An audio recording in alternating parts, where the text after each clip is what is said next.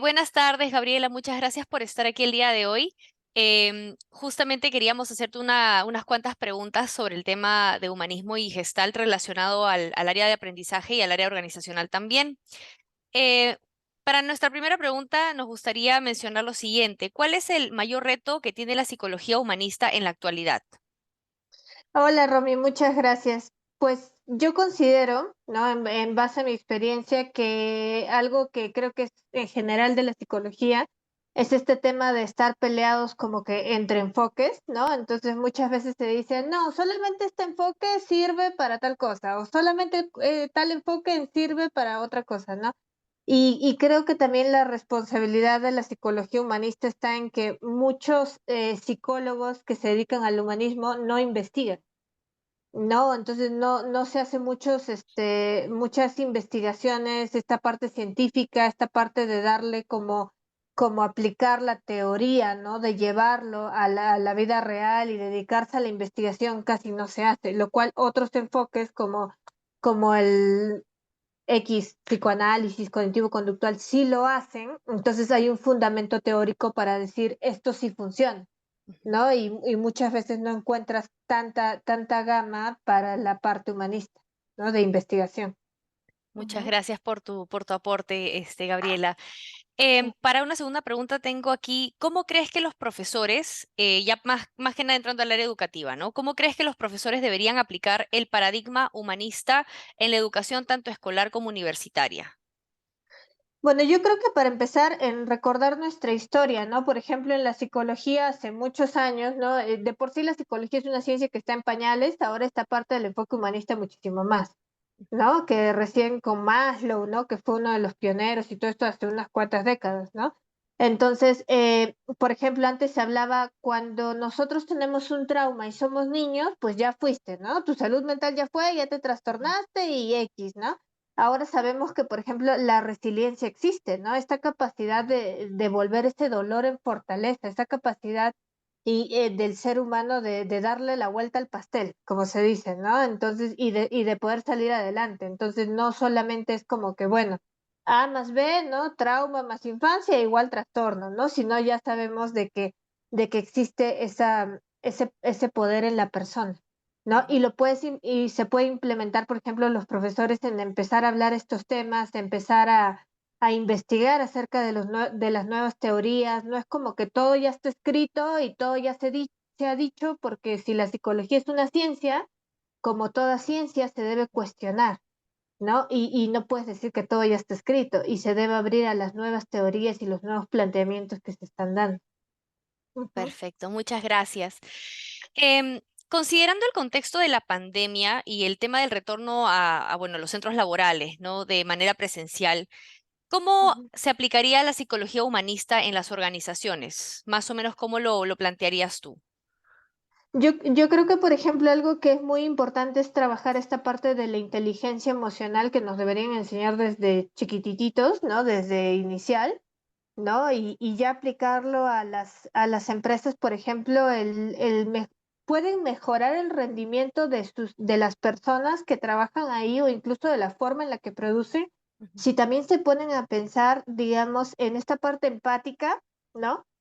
De que cada persona es diferente y cada persona tiene una capacidad diferente y una forma en la que le afectan las situaciones de manera diferente, ¿no? Por ejemplo, hay gente que se ha visto que en el trabajo remoto, ¿no? En el trabajo virtual, se han desempeñado muchísimo mejor, Así ¿no? es. Entonces, Ujú. como hay personas que les sirve más ir en presencial y se van a desempeñar muchísimo mejor. ¿No? Es como empezar a romper un poco los sistemas, ¿no? Por ejemplo, cómo es que otros países les ha funcionado tener más días libres, ¿no? Y ven que la gente es más productiva si va 5 veces a la semana o 3 veces a la semana o en horarios diferentes, ¿no? Porque eso es empezar como a pensar en el trabajador, en la persona, y eso va a hacer que el trabajador empiece a pensar también en ti. ¿No? Cuando se siente considerado, cuando se siente bien remunerado, cuando siente que su esfuerzo vale algo, pues se va a quedar, Ujú. ¿no? Entonces es como esta parte humanista también es empezar a desarrollar esta parte empática y a darse cuenta que no somos simplemente bultos que hacen las cosas para lo que quieren, ¿no? Y que todos tenemos capacidades diferentes y necesidades diferentes, ¿no? Perfecto, Ujú. perfecto. Muchas gracias, Gabriela. Sí, Tengo acá unas cuantas preguntitas más. adelante, adelante. Vamos nuevamente con el tema educativo. Ajá, ¿Qué implicaciones tiene la corriente humanista en la educación inclusiva? ajá. Por ejemplo, eso está muy interesante también porque ahí tendríamos que hablar, por ejemplo, de esto de cómo ayudaría a mejorar el sistema educativo. Ujú, ¿No? O sea, ¿cuántas personas no salimos de la escuela y es esta parte de, pues me recuerdo de lo que aprendí un 10%, ¿no? O sea, y este sistema de notas, o sea, de que el que tiene la nota más alta a veces no necesariamente es el que sabe más, quizás es el que memoriza más o el que se sobreexige o lo que sea, ¿no? Y es esta parte de llegar como a una equidad, ¿no? Que es como esta imagen en la que las personas quieren ver sobre un muro, no sé si la has visto, ¿no? Y unos son más altos, otros son más chiquitos, ¿no? Tienen necesidades diferentes, por lo tanto la base que le das a cada uno para ver por encima de la barda no es la misma, ujú, sino es acorde a sus necesidades.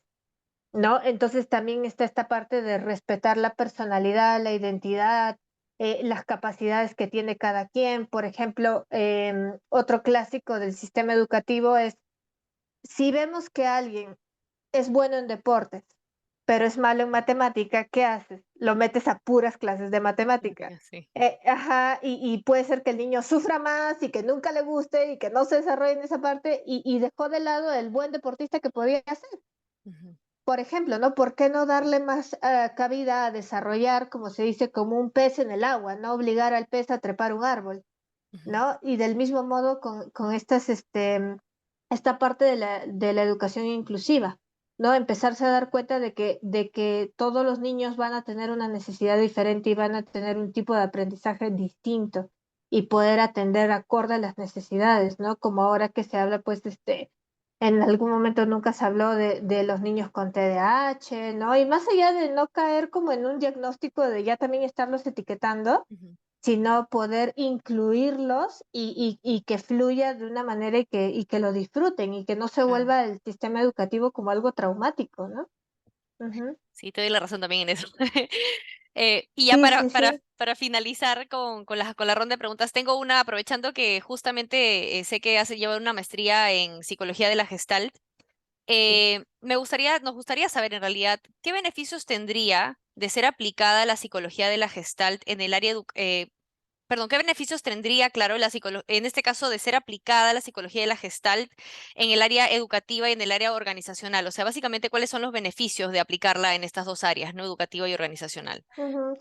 Creo que muchas cosas cambiarían del sistema de lo que tenemos ahora, por ejemplo, de la misma crisis política, o sea, ya hablaríamos como un tema ya hasta cambiar todo desde la médula, ¿no? Porque realmente es así, o sea, empiezas a cambiar las generaciones desde el sistema educativo, Ujú, ¿no? Por ejemplo, cómo nos han educado nosotros con la cultura del castigo, ¿no? En vez de la cultura de la reinserción social, ¿no? Del aprender a la persona a atender sus necesidades, sus precariedades, para que pueda cambiar y pueda volver a insertarse como una persona que contribuye con la sociedad, ¿no? En cambio, en el sistema educativo desde pequeños es recalcar mucho los errores, ¿no? Con rojo, con lo que sea, ¿no?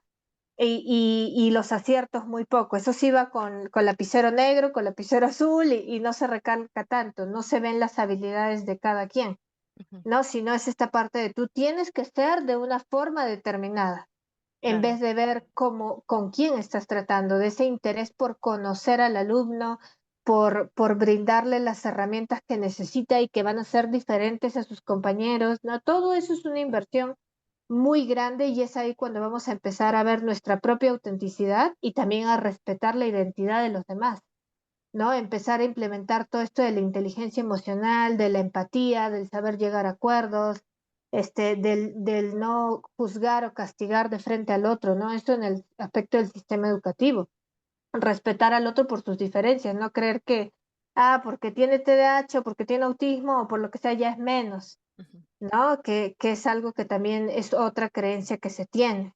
¿no? Entonces empezar a desarrollar las potencialidades que tienes de las personas, ¿no? Y en el aspecto organizacional lo mismo.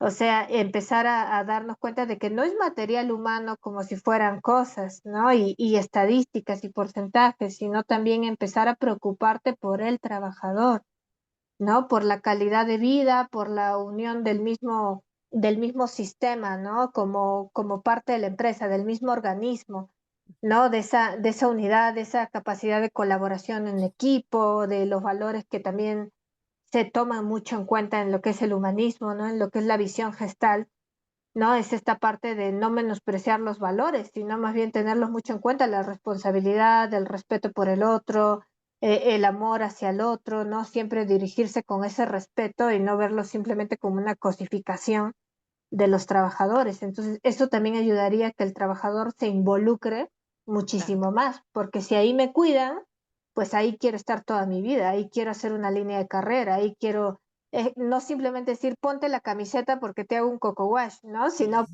que te nazca a ti ponerte la camiseta por tu empresa, ¿no? Entonces, eso estaría muchísimo mejor. Excelente.